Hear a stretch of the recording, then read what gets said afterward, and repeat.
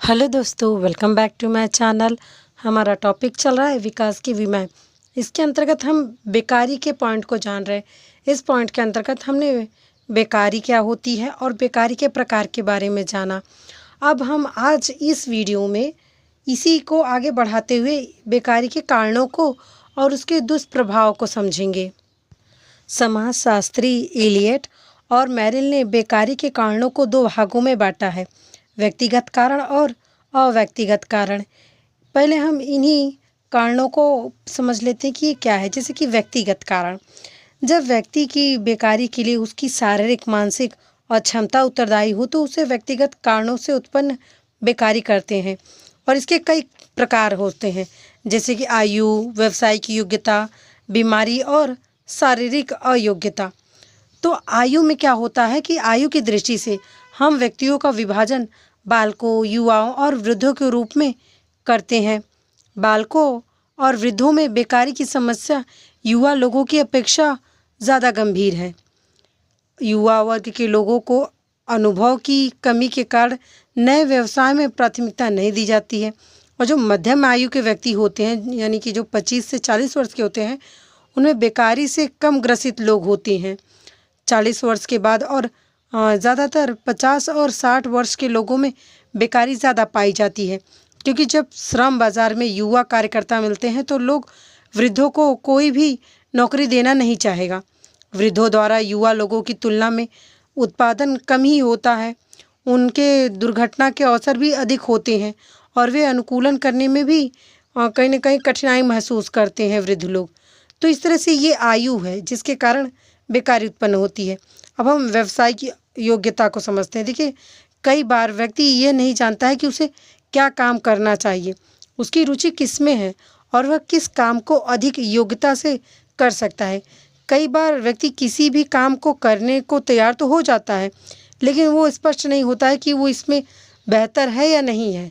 सेवा योजक या फिर मालिक ये चाहते हैं कि इनके यहाँ ऐसे व्यक्ति काम करे जो योग्य हो, सक्षम हो और प्रशिक्षित हो।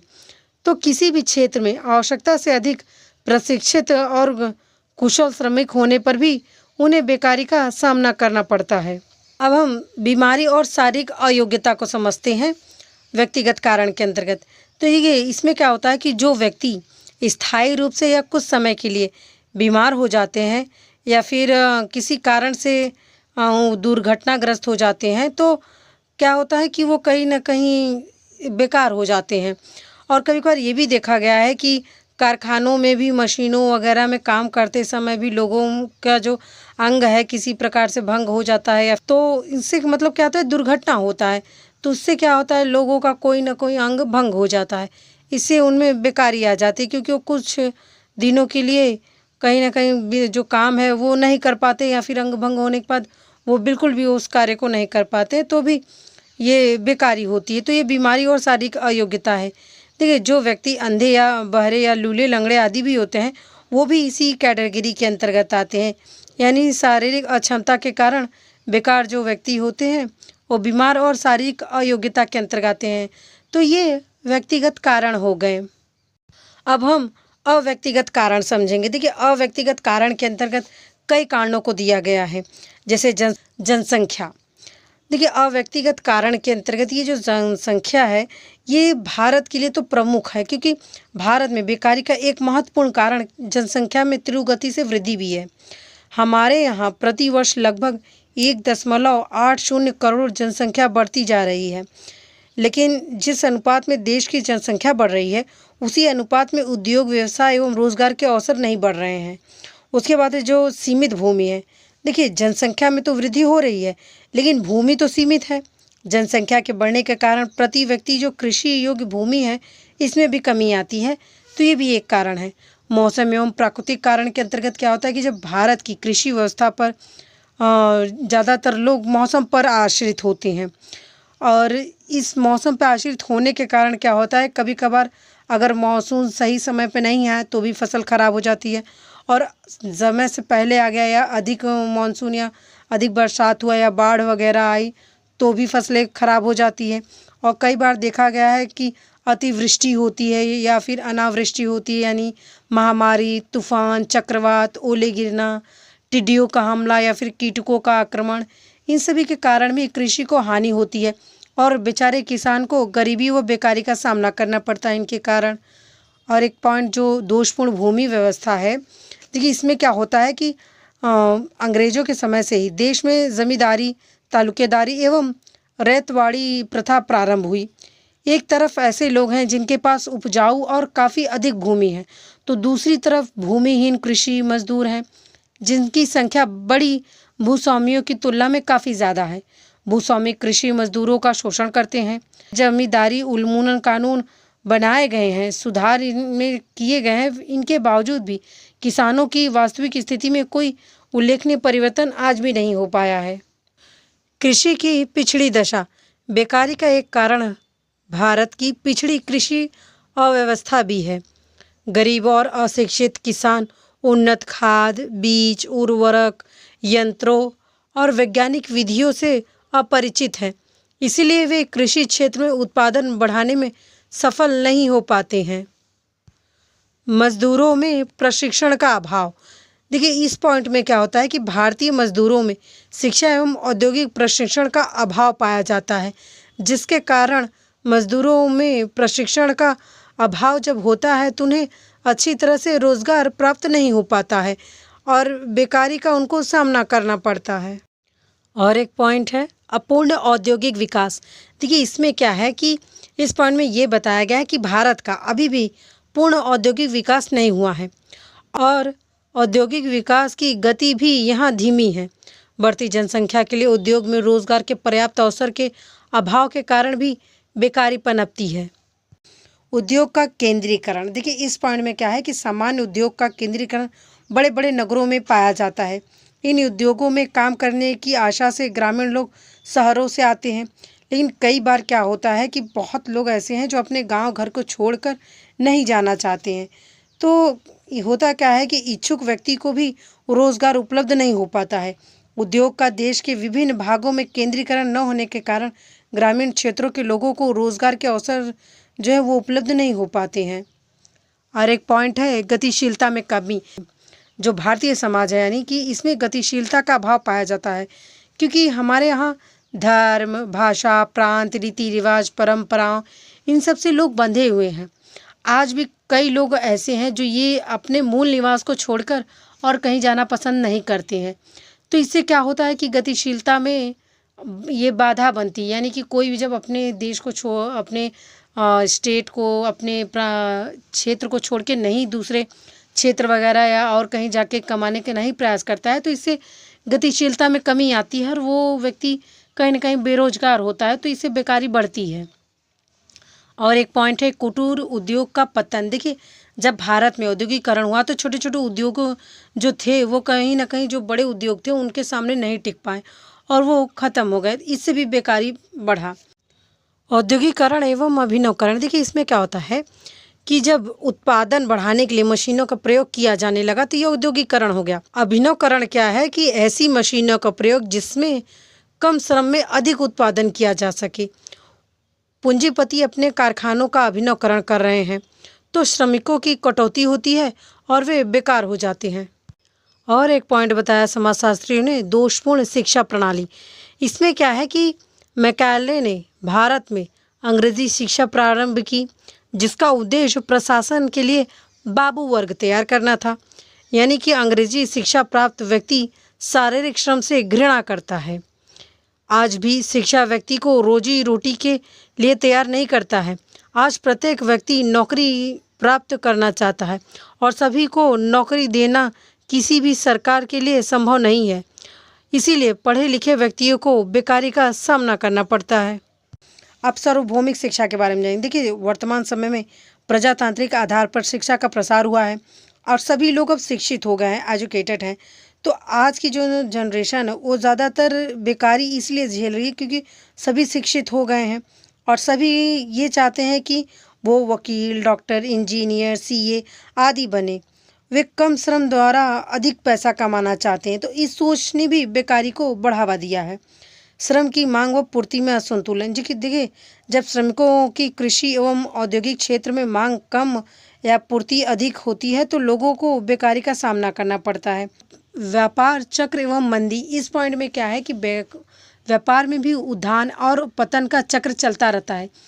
कभी कोई व्यवसाय बड़ी तेजी से उन्नत की चरम शिखर पर जाता है तो कभी कभार उसमें गिरावट की स्थिति आ जाती है। इसका परिणाम क्या होता है कि व्यवसाय में लगे श्रमिक जो हैं या व्यापारी वो बेकार हो जाते हैं। इसी तरह से एक पॉइंट और है मौसमी उतार चढ़ाव, यानी मौसम के हिसाब से कई ऐसे उद्योग धंधे हैं जो चलते हैं, जैसे ऊनी उद्योग ले लीजिए, या फिर गर्मियों के समय में जो बर्फ़ के कारखाने चलते हैं उनको ले लीजिए।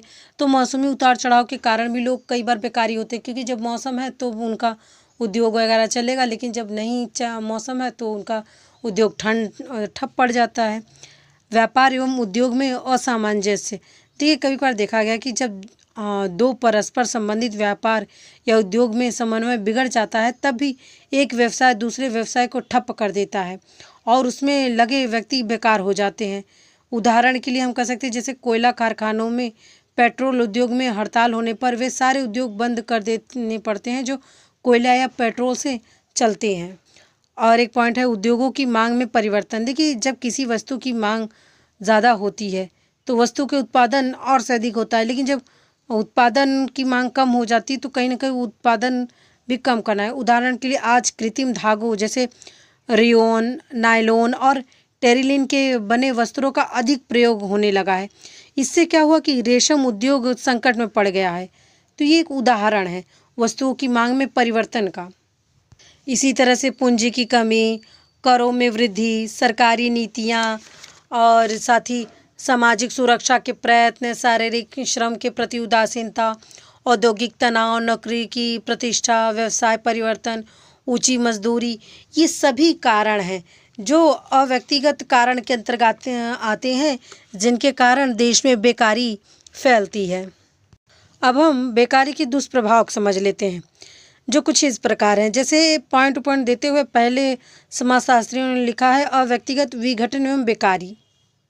देखिए, जब कोई व्यक्ति बेकार होता है या उसके पास नौकरी नहीं होती है या वो कुछ करता नहीं है तो उस समय उस व्यक्ति का जो पद है और जो सम्मान है उसमें कहीं ना कहीं हानि होती है, क्योंकि उसे वो सम्मान वगैरह नहीं मिलता है जब वो बेरोज़गार होता है। इससे क्या होता है कि कहीं ना कहीं वो उदासीन होने लगता है या फिर बहुत लोग आवारागर्दी करने लगते हैं, गुंडागर्दी करने लगते हैं। तो और कई लोग तो अपने आप को इस तरह से अनैतिक संबंध में बांध लेते हैं या फिर अनैतिक व्यवहार करने लगते हैं। तो ये अव्यक्तिगत विघटन है, ये कहीं ना कहीं बेकारी के कारण पड़ता है। अब दूसरा पॉइंट है बेकारी एवं स्वास्थ्य। देखिए, जब कोई व्यक्ति बेरोज़गार है तो उतना उसके पास आय की सुविधा नहीं है या फिर उतना पैसा नहीं है, तो इससे क्या होता है कहीं ना कहीं जो परिवार है या वो स्वयं है कुपोषित होने लगता है, क्योंकि खाने वगैरह जो सुविधा की चीज़ें हैं वो कहीं ना कहीं पैसे से ही आती है। तो इससे क्या होता है कि हम कह सकते हैं कि जब व्यक्ति बेकार होता है तो इससे स्वास्थ्य भी गिरता है। तीसरा पॉइंट है बेकारी एवं पारिवारिक विघटन। देखिए, इसमें ये बताया गया है कि जब कोई व्यक्ति बेकार होता है तो धीरे धीरे क्या होता है कि जब वो व्यक्ति कुछ कर नहीं रहा है तो घर के कुछ गहने या जगह ज़मीन या जो भी चीज़ें होती हैं, धन संपदा, वो धीरे धीरे ख़त्म होने लगती है। तो व्यक्ति का क्या होता है, जो पारिवारिक विघटन रहता है वो होना शुरू हो जाता है। अब चौथे पॉइंट में बेकारी और सामाजिक विघटन। जो लोग बेकार होते हैं वो ज़्यादातर समाज से कटने लगते हैं, समाज के प्रति उदासीन होने लगते हैं, तो ये सामाजिक विघटन है। और एक पॉइंट है बेकारी और आर्थिक प्रभाव।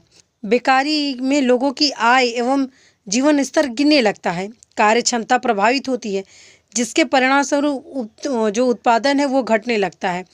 इससे आगे चल के धीरे धीरे राष्ट्रीय आय घटने भी लगता है। तो बेकारी कहीं ना कहीं आर्थिक स्थितियों को भी प्रभावित करता है।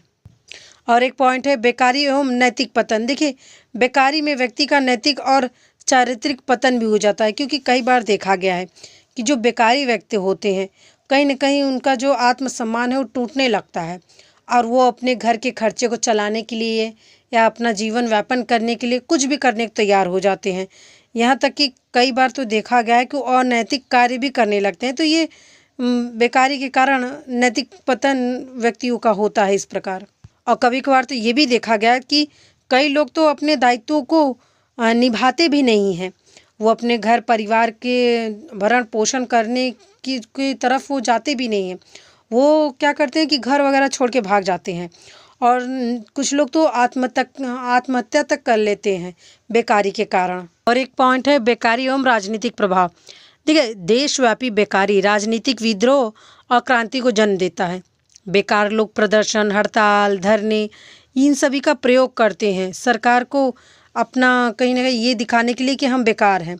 सरकारें ठप हो जाती हैं, प्रजातंत्र की नींव हिलने लगती है, चारों ओर अराजकता फैलने लगती है, लोग तोड़फोड़, लूटपाट और दंगे करने लगते हैं और लोगों का जीवन खतरे में पड़ जाता है। तो इस तरह से बेकारी राजनीतिक व्यवस्था को भी प्रभावित करता है। बेकारी एवं सांस्कृतिक पतन। देखिए, ये भी देखा गया है कि विश्व इतिहास इस बात का साक्षी भी है कि किसी भी देश में सांस्कृतिक विकास आर्थिक संपन्नता की स्थिति में ही होता है। कला, भाषा, विज्ञान, प्रदर्शन, साहित्य, संगीत, धर्म आदि को गरीब एवं बेकार व्यक्ति बढ़ावा नहीं देते हैं। भूखे व्यक्ति की संस्कृति रोटी के इर्द गिर्द ही चक्कर लगाती है। तो इस तरह से हम कह सकते हैं कि बेकारी कहीं ना कहीं सांस्कृतिक जो पद्धतियां हैं इसे भी प्रभावित करती हैं। और नवा पॉइंट है बेकारी एवं मनोवैज्ञानिक प्रभाव। देखिए, बेकारी व्यक्ति में निराशा और हीनता की जो भावना है ये जन्म ले लेती है। काम के प्रति उसकी रुचि समाप्त हो जाती है। वो मानसिक संघर्षों से जूझने लगता है। उसका स्वभाव चिड़चिड़ा और आक्रामक हो जाता है। छोटी छोटी बातों पर वो झगड़ा करने पर उतारू होने लगता है। उसमें साहस, दृढ़ता और आत्मसम्मान की जो भावना है वो समाप्त होने लगती है। उसमें पराधीनता की जो मनोवृत्ति है वो जन्म लेने लगती है और अपने को असहाय और कहीं ना कहीं दूसरे पर आश्रित या फिर वो कुछ नहीं कर पा रहा है ऐसा महसूस करने लगता है। इसके कारण क्या होता है कि व्यक्ति जो उसकी योग्यता है या उसकी जो कार्य क्षमता है वो पूरी तरह से घट जाती है। उसमें पृथकता की भावना पनपने लगती है, जिसके फलस्वरूप मित्रों और यहाँ तक कि परिवार के सदस्यों से भी उसके संबंध टूटने लगते हैं। और आज की जो आर्थिक स्थिति जो आजकल प्रबल होते जा रही है, हम आज की जो ये जनरेशन है उसमें ये चीज़ ज़्यादा देख सकते हैं। तो आज के लिए बस इतना ही। आई होप आपको ये वीडियो अच्छा लगा हो तो मुझे सपोर्ट करने के लिए बेल आइकन दबाना ना भूलें। तो फिर मिलते हैं अगले वीडियो में।